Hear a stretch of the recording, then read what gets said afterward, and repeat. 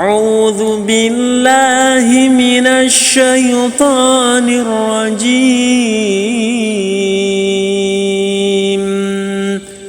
بسم الله الرحمن الرحيم.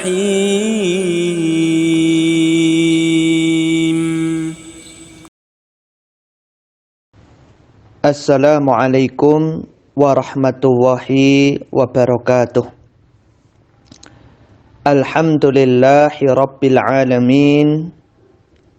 Wassalatu wassalamu ala rasulillah wa ala alihi wa sahbihi ajma'in. Amma ba'd. Allahumma innana as'aluka ilman nafi'a wa na'udzu bika min ilmin la yanfa. Jamaah pengajian online yang semoga senantiasa dicintai dan dirahmati oleh Allah Subhanahu wa ta'ala. Alhamdulillah, kita bersyukur kepada Allah Subhanahu wa ta'ala atas segala limpahan nikmat yang telah Allah Subhanahu wa ta'ala karuniakan kepada kita. Salawat dan salam semoga senantiasa Allah curahkan kepada Nabi kita yang mulia, Nabi Muhammad sallallahu alaihi wasallam. Jamaah pengajian rahimakumullah, insyaallah pada kesempatan kali ini kita akan melanjutkan pengajian kita membahas amalan ringan akan tetapi pahalanya besar. Dan pada pertemuan minggu kemarin kita telah menyelesaikan pembahasan amalan yang kedua. Maka pada kesempatan kali ini kita masuk amalan yang ketiga, yaitu sholat duha. Amalan yang ketiga, sholat duha. Ibu-ibu jamaah rahimakumullah, sholat duha merupakan salah satu amalan yang ringan, akan tetapi pahalanya sangat besar. Disebutkan di dalam hadis yang sahih riwayat Imam Abu Dawud, Nabi Muhammad sallallahu alaihi wasallam bersabda, "Fil insani 360 mafsilan, fa'alaihi ayatasaddaqa an kulli mafsilin bisadaqah." Qalu, "Wa may yutiqu dzalik ya Nabi Allah?" Qala, "An-nukha'atu fil masjidi tadfinuha wa say'u tunahhihi 'anit tariq fa illam tajid faraqatadz duha tujzi'uka." Manusia itu memiliki 360 sendi dalam tubuhnya. Maka hendaknya dia bersedekah untuk semua sendi tersebut. Para sahabat bertanya, "Siapakah di antara kami yang mampu melakukan itu, wahai Nabi Allah?" Maka Nabi SAW menjawab, "Dahak di dalam masjid yang kamu pendam dalam tanah, dan sesuatu yang engkau singkirkan dari jalan, termasuk sedekah. Jika kamu tidak menemukannya, maka cukup bagimu dengan 2 rakaat pada waktu duha." Hadis ini, jamaah rahimakumullah, menjelaskan kepada kita bahwa orang yang mengerjakan sholat duha, pahalanya seperti orang sedekah sebanyak 360 kali. Subhanallah. Jadi kalau kita mengerjakan sholat duha 2 rakaat, itu pahalanya seperti kita sedekah sebanyak 360 kali. Jamaah pengajian yang semoga senantiasa dicintai dan dirahmati oleh Allah, ada banyak sekali keutamaan sholat duha. Di antaranya yang pertama, Rasulullah SAW memberikan wasiat kepada para sahabat untuk mengerjakan sholat duha 2 rakaat. Ini sebagaimana disebutkan di dalam hadis riwayat Imam Bukhari, Imam Muslim dari sahabat Abu Hurairah radhiyallahu anhu. Beliau mengatakan, "Awsani Khalili sallallahu alaihi wasallam bisiyami 3 ayyam min kulli syahrin wa raq'at duha wa an utira qabla an arquda." Kata sahabat Abu Hurairah radhiyallahu anhu, aku diberi wasiat oleh kekasihku Rasulullah sallallahu alaihi wasallam agar melaksanakan puasa 3 hari dalam sebulan, sholat duha 2 rakaat, dan sholat witir sebelum aku tidur. Hadis ini menjelaskan kepada kita bahwasannya di antara wasiat yang Rasulullah SAW berikan kepada para sahabat yaitu mengerjakan sholat duha 2 rakaat. Kemudian di antara keutamaan sholat duha yang kedua, orang yang mengerjakan sholat duha akan dimudahkan urusannya oleh Allah di akhir siang, dan akan dijaga oleh Allah dari perkara-perkara yang membahayakan. Sebagaimana disebutkan di dalam hadis riwayat Imam Ahmad dari sahabat Uqbah bin Amir al-Juhani, bahwa Nabi SAW bersabda, Allah berfirman, ini namanya hadis qudsi, ya bena Adam, akfini awalan nahar bi 4 raka'atin akfika bihinna akhir yaumika.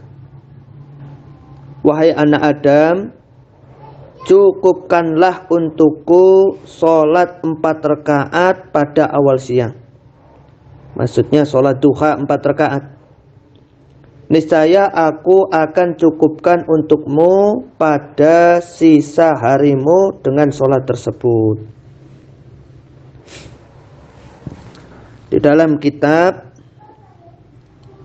Ainul Ma'bud jilid yang keempat halaman 118 itu dijelaskan, hadis ini bisa mengandung pengertian bahwa sholat duha akan menyelamatkan pelakunya dari berbagai hal yang membahayakan. Bisa juga dimaksudkan bahwa sholat duha dapat menjaga dirinya dari terjerumus ke dalam dosa, ataupun dia akan dimaafkan jika terjerumus ke dalam dosa, atau maknanya bisa luas daripada itu. Subhanallah. Jadi orang yang mengerjakan sholat duha itu oleh Allah akan diselamatkan dari berbagai hal yang membahayakan dirinya. Ya. Dan juga dia oleh Allah Subhanahu wa ta'ala akan dijaga dari terjerumus ke dalam berbagai macam dosa. Dan dia juga akan diampuni oleh Allah, dimaafkan oleh Allah dari dosa-dosa yang dia lakukan. Kemudian juga di dalam kitab Tuhfatul Ahwadi jilid yang kedua halaman 478 dijelaskan tentang makna hadis ini, yaitu kamu akan diberi kecukupan dalam kesibukan dan urusanmu, serta akan dihilangkan dari hal-hal yang tidak disukai setelah engkau sholat hingga akhir siang. Yang dimaksud, selesaikanlah urusanmu dengan beribadah pada Allah di awal siang, di waktu duha, maka Allah akan memudahkan urusanmu di akhir siang. Jadi maksudnya di sini, orang itu kalau mengerjakan sholat duha, maka akan dimudahkan oleh Allah segala urusannya. Jamaah pengajian yang semoga senantiasa dicintai dan dirahmati oleh Allah Subhanahu wa taala. Di antara keutamaan sholat duha, orang-orang yang rajin mengerjakan sholat duha adalah orang yang awwab. Awwab yaitu orang-orang yang taat. Sebagaimana disebutkan di dalam hadis yang sahih riwayat Imam At-Tabrani dari sahabat Abu Hurairah radhiyallahu anhu, Nabi sallallahu alaihi wasallam bersabda, "La yuhafidhu ala salatidz duha illa awwab." Qala wa hiya salatul awwabin. Tidaklah seseorang menjaga salat duha melainkan ia termasuk seorang awwab. Beliau berkata, salat duha adalah salatnya para awwab, itu orang-orang yang taat, orang-orang yang bertaubat kepada Allah Subhanahu wa taala. Jamaah pengajian rahimakumullah, oleh karenanya mari kita berusaha untuk bisa mengerjakan sholat duha meskipun hanya 2 rakaat. Kita luangkan waktu kita untuk bisa mengerjakan sholat duha meskipun hanya 2 rakaat. Sekarang kita bahas hukum sholat duha. Para ulama menjelaskan bahwasanya sholat duha hukumnya adalah mustahab, dianjurkan atau sunnah. Sehingga apabila seseorang dia kok tidak mengerjakan sholat duha, maka tidak berdosa. Tapi kalau dia mengerjakan sholat duha, maka dia mendapatkan pahala. Kemudian kita bahas waktu sholat duha. Sholat duha dimulai saat matahari berdiri setinggi tombak. Kata para ulama yaitu 15 menit setelah matahari terbit. Jadi waktu dimulainya sholat duha yaitu ketika matahari berdiri setinggi 1 tombak, yaitu kira-kira kata para ulama 15 menit setelah matahari terbit. Jadi kalau misalnya matahari terbit itu jam 6, maka kita mulai sholat duha jam 6:15. Dan waktu sholat duha ini berakhir dengan masuknya waktu larangan sholat, yaitu sesaat sebelum matahari tergelincir, yaitu kata para ulama sekitar 10 menit sebelum waktu sholat duhur.